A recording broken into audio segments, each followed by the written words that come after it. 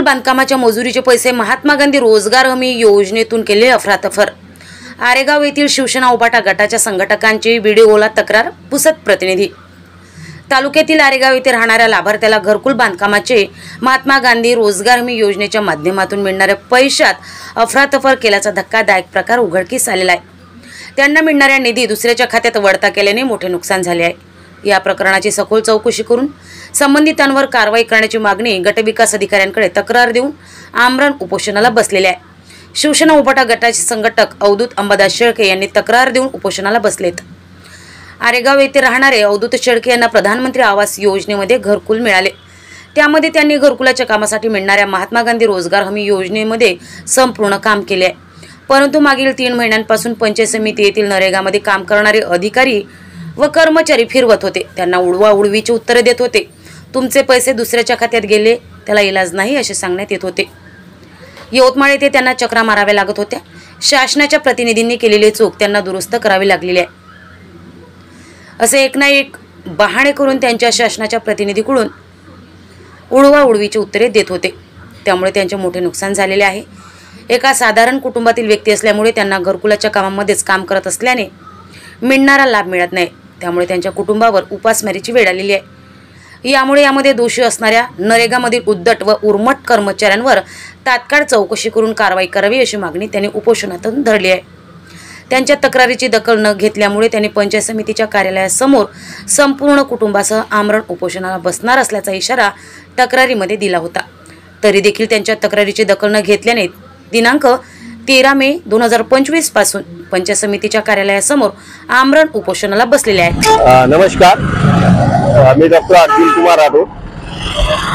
आज आमचे जे शिवसेनेमध्ये जे 20-25 वर्षापासून काम करतात शेळके बंधू, आमचे लहान भाऊ, हे पुसद पंचायत समितीचा जो भोंगळ कारभार आहे, तर त्या भोंगळ कारभाराच्या बाबतीत इथे ते बसलेले।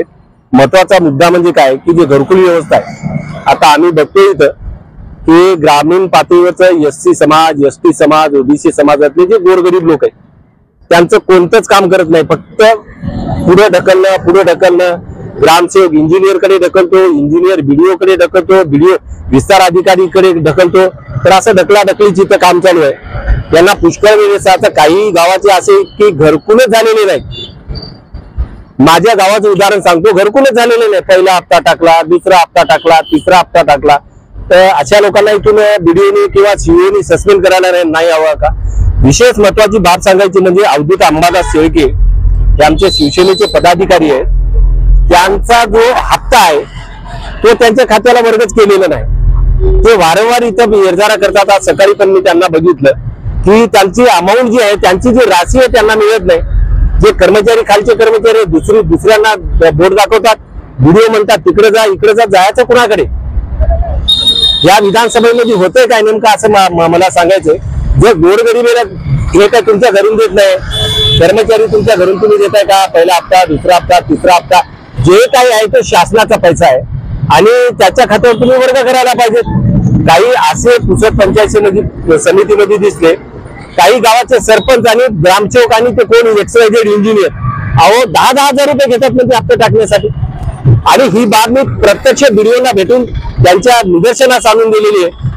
आणि जर काय असं होत असेल तर चुकीचे न्याय मिळायला पाहिजे। यांचं शेळके बंधूचं एकच नाही, आता उद्यापासून जर काय बघितलं तर शेकडो प्रकरण आता इथे तुम्हाला दिसतील। गावातले लोक येतात, ते बसले येतात, संध्याकाळ 2-3 वाजेपर्यंत ग्रामसेवक कुठं असतो, तो इंजिनियर कुठं असतो, नुसतं इकडे तिकडे ढकलाढकलीचे कार्यक्रम वगैरे चालू आहे। तर आमच्या शेळके बंधूला जर काय न्याय दिला नाही तर आज ते एकटे नाही।